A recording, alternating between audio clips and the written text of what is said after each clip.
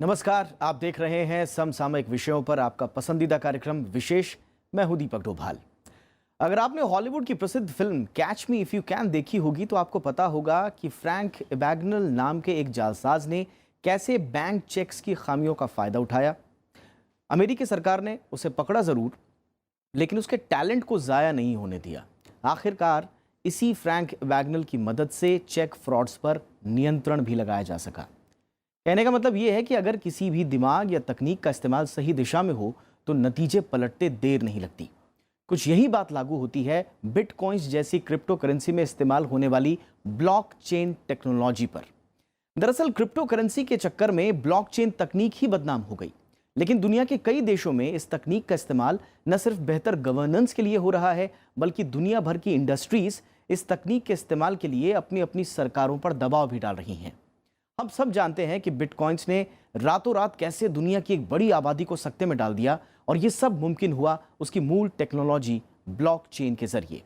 जानकार मानते हैं कि भविष्य की अर्थव्यवस्था के लिए ब्लॉकचेन तकनीक क्रांतिकारी हो सकती है, और यही वजह है कि वित्त मंत्री अरुण जेटली ने भी अपने बजट भाषण में इस तकनीक पर विचार करने के लिए एक समिति गठित करने की बात कही। आज विशेष में बात होगी ब्लॉकचेन तकनीक की। जानेंगे ये क्या है, कैसे काम करती है और कैसे ये भारतीय अर्थव्यवस्था और शासन में मददगार साबित हो सकती है। तो शुरू करते हैं आज का विशेष।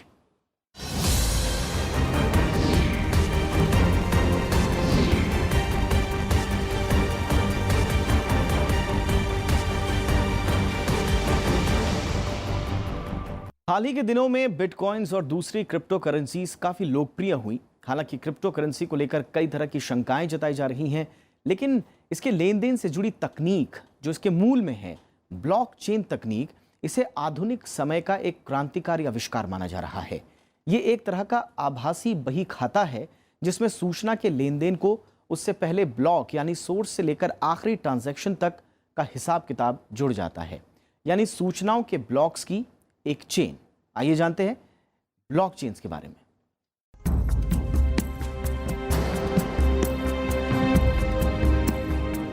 ब्लॉकचेन यानी डिजिटल केंद्रीकृत सार्वजनिक खाता। इसका इस्तेमाल बिटकॉइन समेत किसी भी क्रिप्टो करेंसी लेन देन में किया जा सकता है। दरअसल ब्लॉकचेन आंकड़ों की ब्लॉक की एक श्रृंखला होती है। हर ब्लॉक में उस समय हुए सभी लेन देन का लेखा जोखा होता है।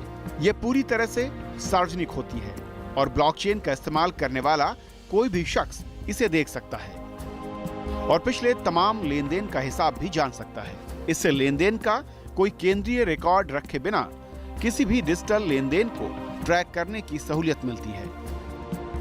ब्लॉकचेन एक नई टेक्नोलॉजी है जिसको आधार बनाते हुए विभिन्न प्रकार की एप्लीकेशंस आज विकसित की जा रही हैं।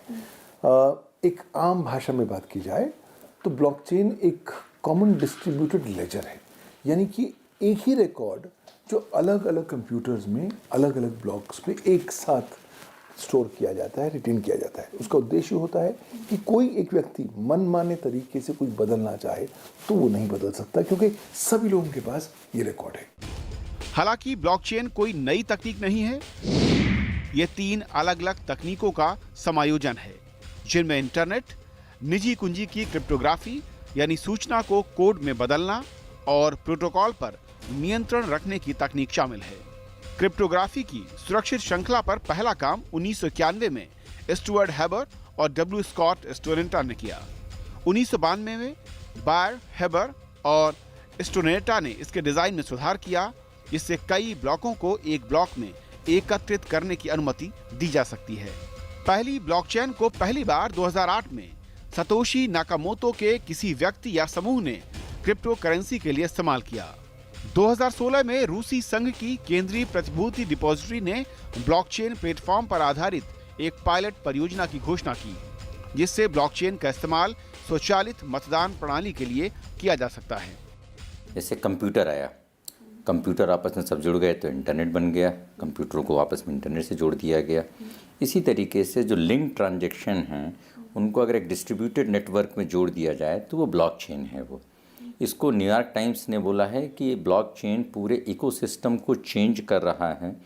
विश्व की सारे बड़े सेंट्रल बैंक इसके बारे में रिसर्च कर रहे हैं और भारत में इस बार के 2018 के बजट में इसके बारे में उन्होंने प्रोविज़न किया है और इसके बारे में भारत सरकार भी अब सजग हो गई है। दरअसल इंटरनेट और डिजिटल तकनीक के इस्तेमाल ने लेन देन और सूचनाओं के आदान प्रदान के तरीके बदल दिए हैं। इससे तमाम तरह के सवाल भी खड़े हुए हैं। डिजिटल भुगतान या सूचना का लेन देन कब हुआ, कैसे हुआ, किसे हुआ भी या नहीं, हस्तांतरण की सुरक्षा, उसकी वैधता, ये सब कैसे पता किया जाए और कैसे जांचा जाए। ब्लॉकचेन इन सब सवालों का जवाब हो सकता है। ये ब्लॉक नाम के अभिलेखों की एक लगातार बढ़ती सूची है जो क्रिप्टोग्राफी के जरिए आपस में जुड़ी है। साइबर सिक्योरिटी को लेकर, बैंकिंग को लेकर, इंश्योरेंस को लेकर लगभग हर क्षेत्र में हम देख रहे हैं कि ब्लॉकचेन की अपनी अलग ही एप्लीकेबिलिटी बनती जा रही है।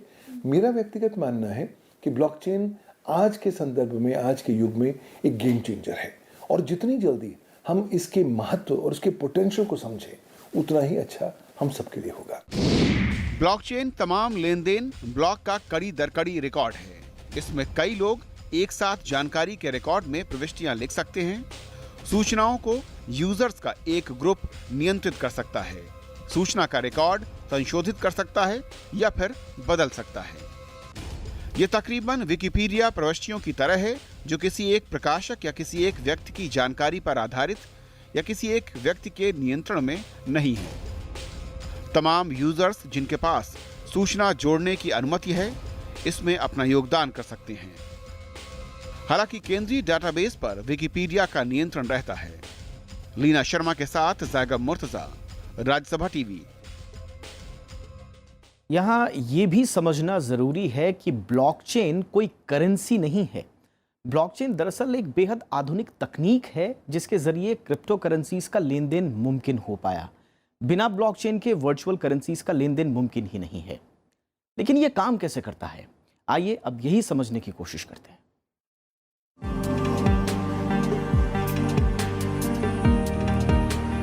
आप जब कभी किसी दुकान पर जाते हैं तो दुकानदार को सामान के एवज में पैसा देते हैं, लेकिन यही खरीदारी जब आप ऑनलाइन करते हैं तो लेन देन यानी ट्रांजैक्शन के लिए आपको बिचौलिए प्लेटफॉर्म की जरूरत पड़ती है, जैसे कि पेटीएम वगैरह। इसी तरह जब आप किसी के खाते में पैसे भेजना चाहते हैं तो बीच में बैंक होता है। बैंक आपके खाते से पैसा लेकर दूसरे के खाते में ट्रांसफर करता है और लेन देन से जुड़ी जानकारियों का हिसाब या बही खाता मेंटेन करता है। ब्लॉकचेन दरअसल इसी तरह का एक वर्चुअल बही खाता है। अब ब्लॉकचेन से फ़ायदा ये हुआ कि हर एक यूज़र जो है डेटा बराबर ओन कर सकता है, इसलिए जो डेटा ट्रांसफ़र करने की जो समय निकलता है वो ख़त्म हो गया, क्योंकि पीयर टू पीयर हम लोग अपडेट हो जाते हैं एक साथ। तो ब्लॉकचेन ये नई टेक्नोलॉजी है जिस पे बहुत सारे प्रोडक्ट्स अब आने शुरू हो गए हैं, इंक्लूडिंग फाइनेंशियल प्रोडक्ट्स। ब्लॉकचेन तकनीक में बैंक और बिचौलियों की भूमिका खत्म हो जाती है और पीर टू पीर यानी एक व्यक्ति से दूसरे व्यक्ति तक सीधे ट्रांजैक्शन हो जाता है। ब्लॉकचेन दरअसल एक डिस्ट्रीब्यूटेड लेजर या डेटाबेस है जिसकी जानकारी लेन देन से जुड़े हर नोड या कंप्यूटर या इंसान तक होती है। आमतौर पर बही खाते या रजिस्टर में दर्ज जानकारियां सिर्फ बैंक के पास होती हैं, लेकिन ब्लॉकचेन तकनीक में लेन देन की हर जानकारी उससे जुड़े नोड्स या यूजर्स के पास होती है। लेकिन कोई भी लेन देन तभी मुमकिन होता है जब चेन से जुड़े लोग ऐसा करने की परमिशन दें। इस तरह ये जानकारी सबके लिए सार्वजनिक होते हुए भी बेहद गोपनीय रहती है।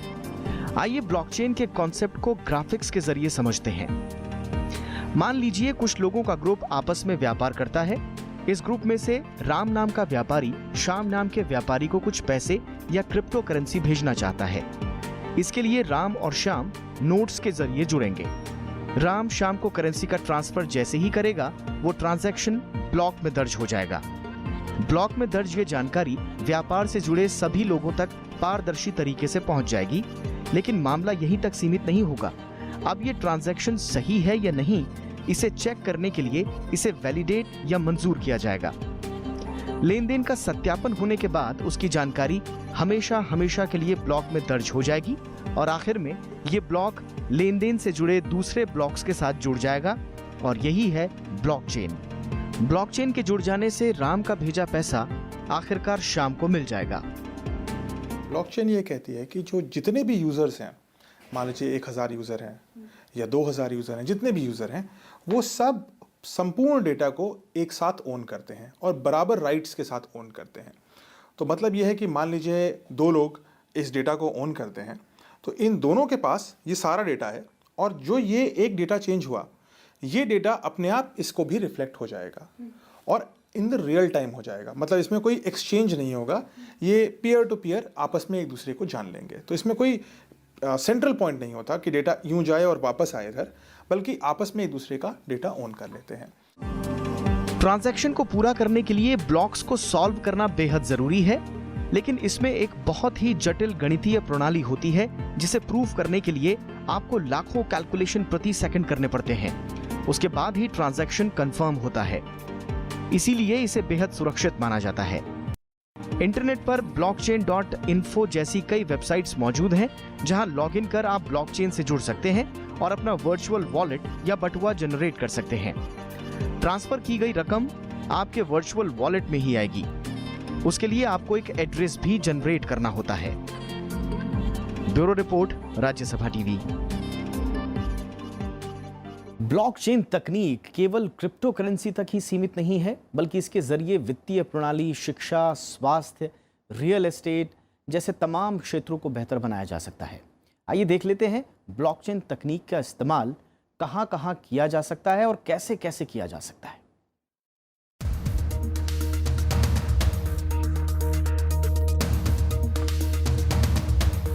ब्लॉकचेन तकनीक का संसार बहुत बड़ा है। आमतौर पर ये माना जाता है कि क्रिप्टो करेंसी से जुड़ा है, लेकिन ऐसा नहीं है। क्रिप्टो करेंसी और वित्तीय लेन देन के अलावा ब्लॉकचेन तकनीक का इस्तेमाल कानूनी कागजात, स्वास्थ्य आंकड़े, नोटरी और निजी दस्तावेज सुरक्षित रखने में भी किया जा सकता है। इसके अलावा ब्लॉकचेन का इस्तेमाल सब्सिडी वितरण, भू रिकॉर्ड नियमन और सरकारी योजनाओं का हिसाब किताब रखने में भी किया जाता है। इस तकनीक का उपयोग क्लाउडेड स्टोरेज, डिजिटल पहचान, स्मार्ट कॉन्ट्रैक्ट और डिजिटल मतदान में भी किया जा सकता है। आज सबसे ज़्यादा तो बिटकॉइन में इस्तेमाल हो रही है, जो आधार बन चुकी है इस क्रिप्टो करेंसीज का। नई नई प्रकार की उभरती जो साइबर करेंसीज हैं, क्रिप्टो करेंसीज जैसे रिपल हो गई, इथेरियम्स हो गए, वहाँ पर भी इसको आधारित बनाया जा रहा है। बल्कि हम देख रहे हैं बहुत जल्दी ही अब ये बैंकिंग, फाइनेंशियल और इंश्योरेंस सर्विसेज में काम आने लग गई है।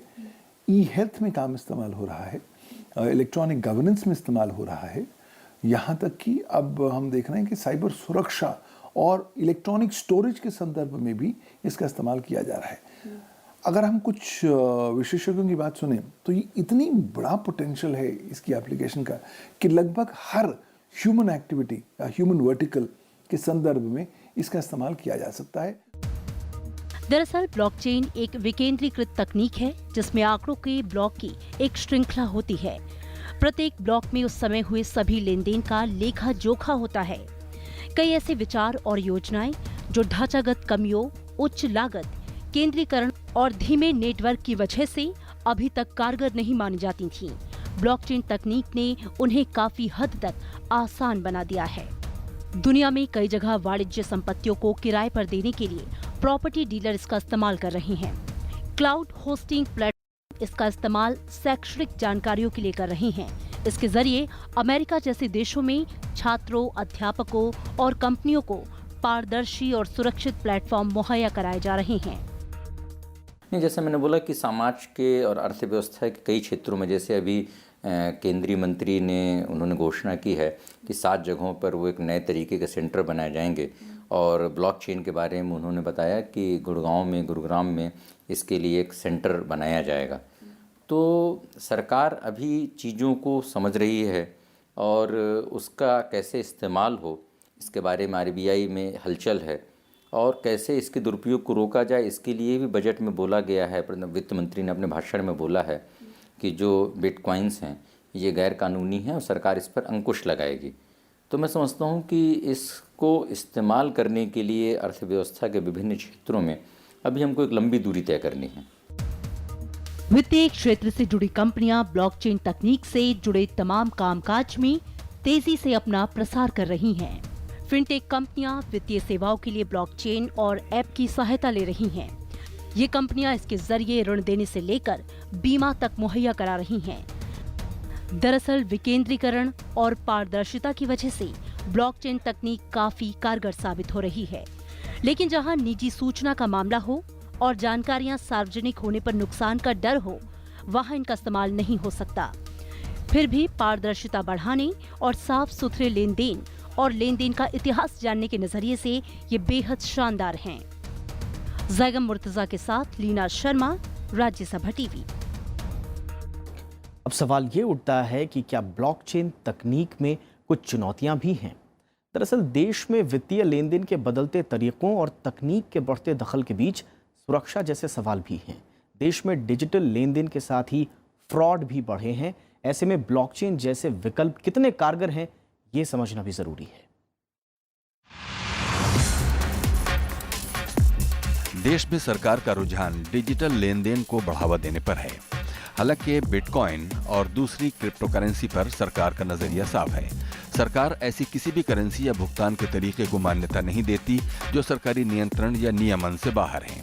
ऐसे में ब्लॉकचेन तकनीक की कानूनी वैधता पर सवाल उठना लाजमी है। हालांकि सरकार ने माना है कि इस तकनीक के इस्तेमाल को जायज कामों में बढ़ावा दिया जा सकता है। वित्त मंत्री ने कहा है कि सरकार ब्लॉकचेन तकनीक का अध्ययन करने के लिए एक समिति का गठन करेगी। नहीं, देखिए, जो आरबीआई ने अपना जो वाइट पेपर जारी किया है उसमें बोला है कि अगर हम इस टेक्नोलॉजी का बेहतर इस्तेमाल करेंगे तो आने वाले समय में वो फ्यूचर है, लोग मानते हैं कि डिजिटल करेंसी का है। जैसे पहले सोने की मुद्राएं चलती थीं, उसके बाद कागजी नोट चलने लगे, उसके बाद फिर प्लास्टिक मनी चलने लगा, डेबिट कार्ड और क्रेडिट कार्ड। अब जो ये बिटकॉइन जैसी करेंसी आई तो लोग बोलते हैं कि डिजिटल करेंसी एक फ्यूचर है जो नेशनल और इंटरनेशनल लेवल पे एक नई करेंसी बन सकती है। दुनिया भर में तकनीक के दम पर वित्तीय कारोबार तेजी से डिजिटल हुए हैं, लेकिन भारत में इसकी रफ्तार थोड़ी धीमी है। इसकी कई सुरक्षा वजहें हैं और साथ ही जरूरी कानूनों की कमी भी है। डिजिटल लेन देन बढ़ने के साथ ही देश में अवैध शुल्क वसूली, अतिरिक्त शुल्क, धनराशि गायब होने की शिकायतें भी बढ़ी हैं। नागरिक सूचनाओं की चोरी, साइबर उत्पीड़न, औद्योगिक जासूसी, फ्रॉड भुगतान और गैरकानूनी लेन देन के मामले बढ़े हैं। इसी तरह के कई और सवाल हैं, जैसे ई वॉलेट्स गैर बैंकिंग वित्तीय कंपनियां हैं, इसलिए उन पर बैंकों के नियम लागू नहीं होते और वित्तीय क्षेत्र की तकनीकी कंपनियां सूचना प्रौद्योगिकी अधिनियम के दायरे में हैं।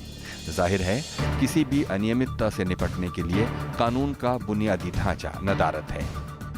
बहुत सारी सरकारें, अमेरिका से लेकर के इंडिया तक, मलेशिया तक, हर प्रकार की सरकारें इस समस्या और इस अपॉर्चुनिटी दोनों को देख रही हैं और इसको रेगुलेट करने के लिए क्या किया जाए इसके बारे में बहुत सारी कमेटीज़ लगभग सारी मेजर इकोनॉमीज़ ने बनाई हैं, भारत इंक्लूडेड। थोड़ी सी एक मूलभूत डिफ़िकल्टी होगी क्योंकि ब्लॉक से जो करेंसी छपती है, जो रुपए का नोट छपता है, वो एक जगह छपता है और एक संस्था द्वारा नियंत्रित होता है। सबको पता होता है कि कितना नोट छप रहा है और कहाँ छप रहा है, ठीक है। और नकली नोट है तो तुरंत पता लग जाता है। लेकिन ब्लॉकचेन ऐसी चीज़ है, ब्लॉकचेन टेक्नोलॉजी की वजह से जो बिटकॉइन आएगा वो ऐसी चीज़ है जो कहीं भी बन सकता है। मौजूदा कानूनी तंत्र पर नजर डालें तो साइबर कानून के दायरे में कंप्यूटर, इंटरनेट और साइबर स्पेस आते हैं। इससे निपटने के लिए सन 2000 में आईटी एक्ट बनाया गया। इसके जरिए भारतीय दंड संहिता 1860, भारतीय साक्ष्य अधिनियम 1872, बैंकिंग साक्ष्य कानून 1891 और रिजर्व बैंक अधिनियम 1934 में भी जरूरी बदलाव किए गए। 2008 में आईटी एक्ट में संशोधन किया गया। फर्जी इलेक्ट्रॉनिक रिकॉर्ड का इस्तेमाल रोकने के लिए आईपीसी की धारा 463 है। फर्जी वेबसाइट या साइबर फ्रॉड को धोखाधड़ी से जुड़ी आईपीसी की धारा 420 के दायरे में लाया गया है। वेब जैकिंग को आईपीसी की धारा 383 के दायरे में, ईमेल का गलत इस्तेमाल को आईपीसी की धारा 500 के दायरे में लाया गया है।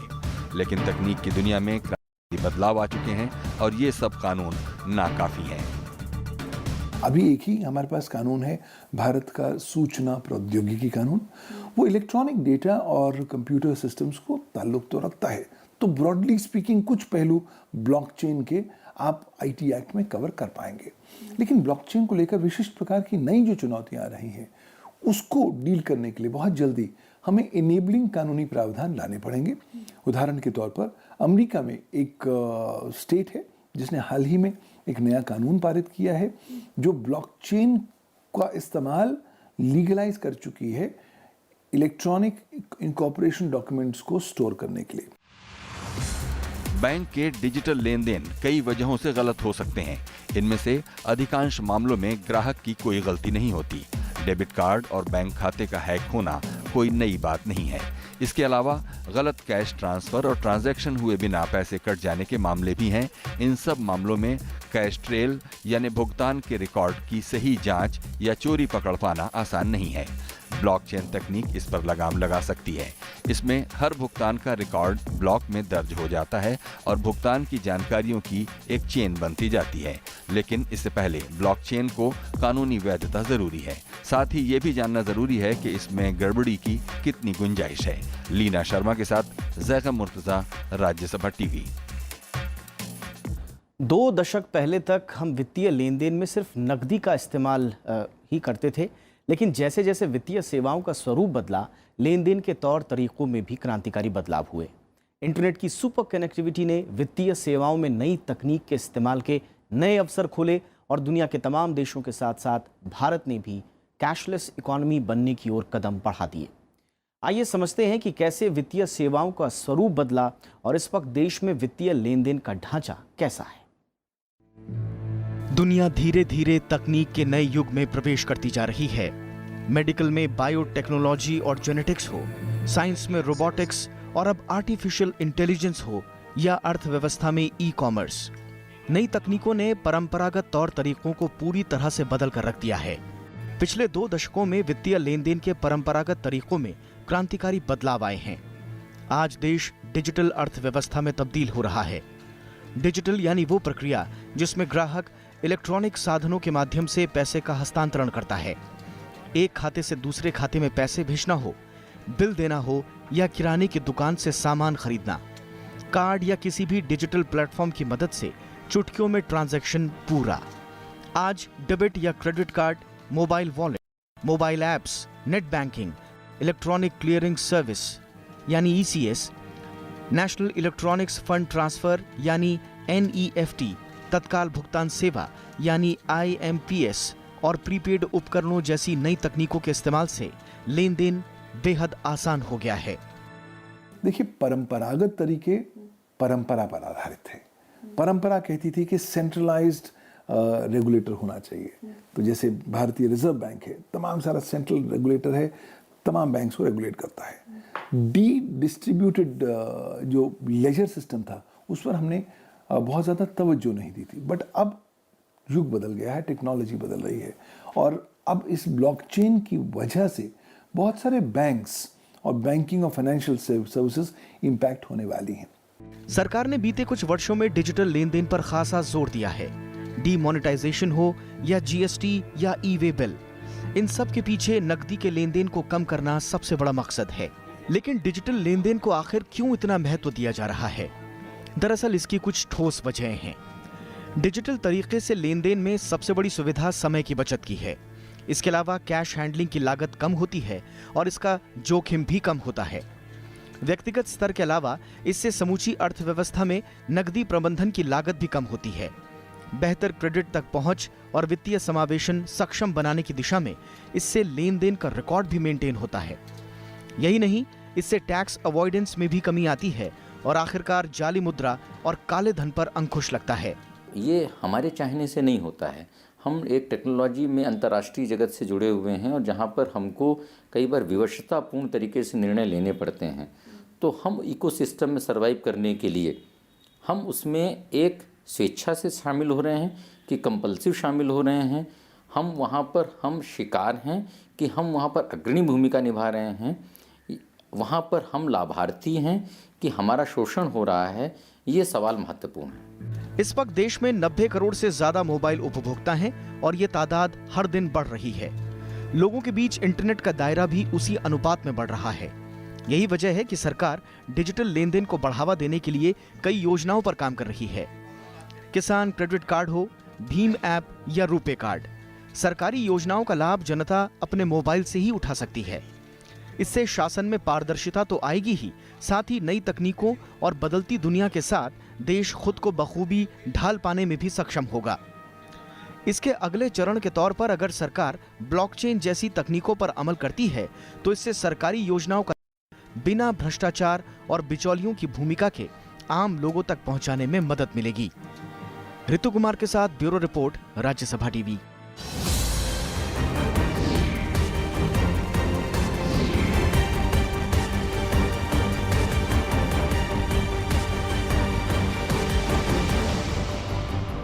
तो ये था आज का विशेष। नमस्कार।